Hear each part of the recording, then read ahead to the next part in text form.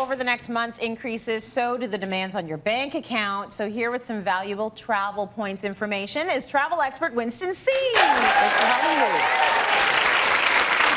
What do we need to know about using those points? Well, how many people have been in that situation where you want to use your points, be it through your credit card, be it through your flight program that you're so loyal to, and you realize the taxes cost so much money, you end up just paying for the ticket itself, right? Yes. It's crazy, but there are some really good tips when it comes to things you should consider when you decide that you do want to ultimately use those points. Things like your taxes.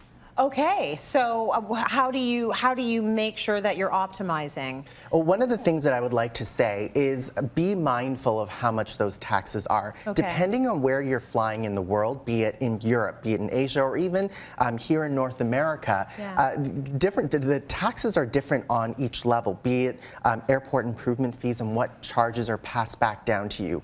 If you are using your points, those taxes are still being charged, and that is what takes down the value of that ticket. So one of the things that I like to say is mind the tax and be sure to calculate the value of the points. And there's a really helpful formula that I like to use whenever I consider using points. So first of all, I look on the website to see how many points is it going to take. So I like to take that number, and then I like to compare it to how much the retail value is. So then you go on a website like Google Flights or on an airline, and you look up the cost of those flights, and then you simply take the value, the value of the points by cents is the cost of the retail ticket. Then you subtract all of the taxes that they're going to charge you. And then you divide that by the number of points that it costs. So be it 15,000, be it 60,000. And you're going to be given a value that's broken down to cents. How many cents per mile it costs. And the optimal number that you want to keep in mind is about 1.5.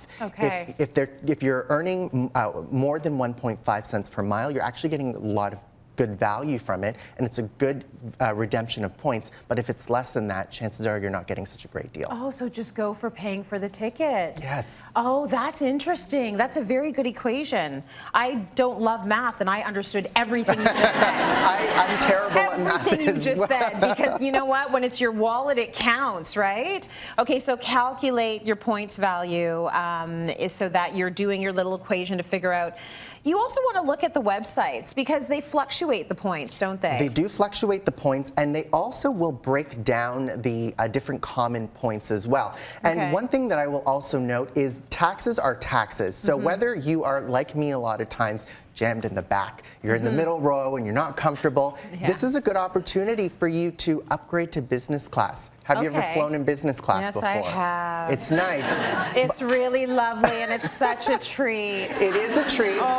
And what I would say is don't get used to it, because you can't have it all the time, right? Don't get used to it. But it is a nice way to treat yourself every once in a while. It really is. I flew to Hong Kong recently in business class, and I used a lot of points, but I spent $80 in taxes. And there have been times where I've flown to New York and I've spent $300 in taxes. So you want to really consider how you're using those points. But the one thing that you want to consider is common fees. If you're flying within the U.S., you're going to pay for things like the September 11th fee, airport improvement fees, U.S. or international departure and arrival charges. Those are common fees that get passed back to you, and they add up really quickly and devalue the cost of your tickets. So you really want to consider that. But the websites that you mentioned, they do fluctuate depending on supply and demand. So using your points outside of times like the holidays, spring break, summer travel. Use them in off periods. So is this considered an off period now, would you say? Like, would you say fall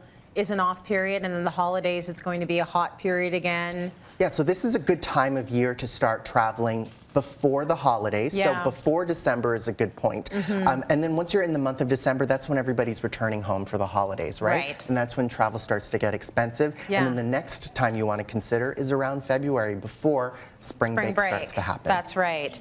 Let's talk a little bit about connections, because you have, it's going to be cheaper for you in terms of points. Is that true? One of the things I like to consider are connections. Not only is it a great way to break up a long trip, if you're going to Asia, if you're going to Australia, those are really long flights that are very bearing on my back. My back gets really tired. So one of the things you want to do is consider breaking up your trip through connections. So if you can connect through a city like Vancouver, a city like Los Angeles, chances are you're going to do yourself a favor on your energy, but you're also going to find more value because people tend to prefer direct flights. And there's a good way to kind of be able to find connections that will benefit you from a points perspective, but also from a tax perspective as well. Okay, that's a good way of looking at it because a lot of people don't want those connections, but you might, it might be good for your wallet.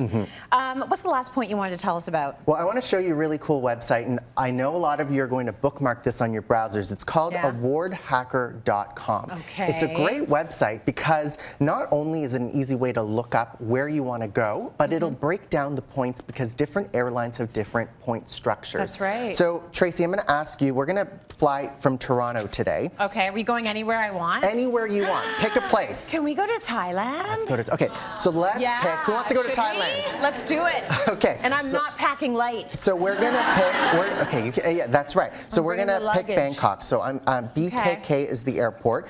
And what will happen is on this chart, it's going to break down every single major airline and how many points it's going to cost you. So Alaska Airline, it's going to cost you from 60,000 miles.